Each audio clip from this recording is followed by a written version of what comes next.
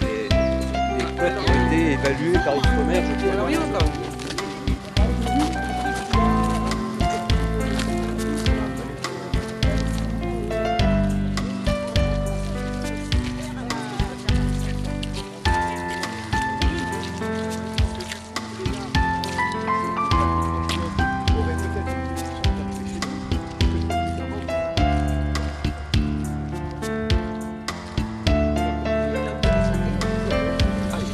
C'est une presqu'île, il y a une route qui la rejoint, donc on va la baptiser presqu'île.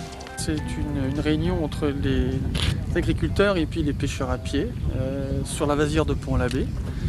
Cette réunion, c'est peut-être le reflet un petit peu des problèmes que rencontrent les ostréiculteurs, les pêcheurs, pour pouvoir expliquer les soucis qu'on a sur la vasière.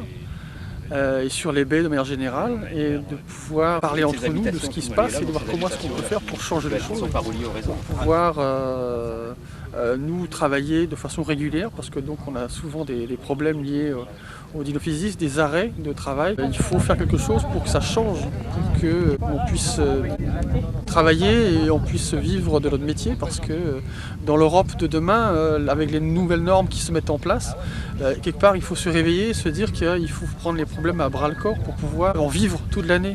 Parce que le métier de pêcheur à pied, malheureusement, de pêcheur ou d'ostréiculteur, dans les années à venir, seront délicats.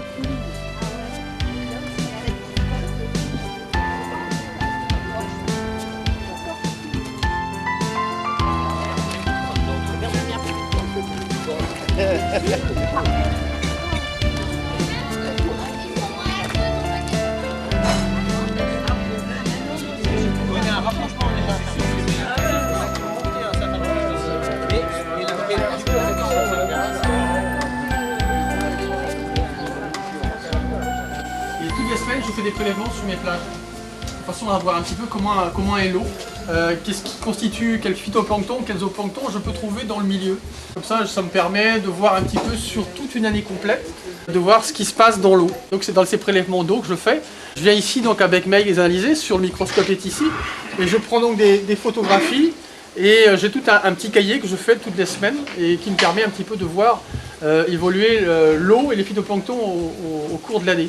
Je vois aussi par le fait, les espèces qui m'intéressent, donc c'est principalement les télines, donc les zooplanctons de télines, mais aussi d'oursins, donc les espèces que nous pêchons sur la baie de Douarnenez, de voir un petit peu si ces juvéniles dans le milieu, elles vont trouver le phytoplancton qui a à leur goût, parce qu'il y a aussi là un phénomène de goût, d'appétence on va dire.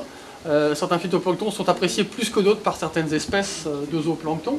Le fait de voir un petit peu comment ça va évoluer dans la semaine, si ces oursins, si ces télines auront mangé ou pas mangé, nous permet un petit peu de voir si on aura une bonne année, un bon cru de télines. Mais pour des raisons X ou Y, elles meurent tout simplement parce qu'elles n'ont pas trouvé soit le phytoplancton à la taille de leur bouche, soit qui n'a pas été appétant, ça leur plaisait pas, donc ils préfèrent se laisser mourir. Et donc nous on se retrouve avec des années où on a plus ou moins de naissances de télines dans le milieu, d'oursins ou de coqs, de palourdes comme on a vu ce matin. Là. Donc c'est un petit peu pour cette raison-là que moi j'ai principalement voulu faire ces prélèvements. Alors là ici il s'agit d'un prélèvement un tout petit peu à part. Hier j'ai remarqué sur la plage qu'il y avait des taches de phytoplancton marron tout en haut de la plage. Je ne sais pas si déjà vous avez déjà vu ce genre de choses. Et donc j'ai récolté avec une petite spatule, je les ai mis dans de l'eau. Donc ici le fond c'est le sable. Et on peut voir ces phytoplanctons qui sont là. Ils sont nombreux, ils sont très mobiles dans l'eau. Il y a une chose qu'on a remarqué sur cette algue-là, c'est qu'elle a tendance à s'enfoncer dans le substrat. Elle est capable d'aller jusqu'en dessous ici. Est-ce que c'est pour fuir le soleil? Est-ce que c'est pour son oxygénation? On ne sait pas trop encore. Des fois sur l'eau, au bout de 2 heures, on n'absorbe rien du tout. Et tout d'un coup, pour une raison X ou Y, on la voit qui apparaît. Elle remonte depuis le sol comme ça.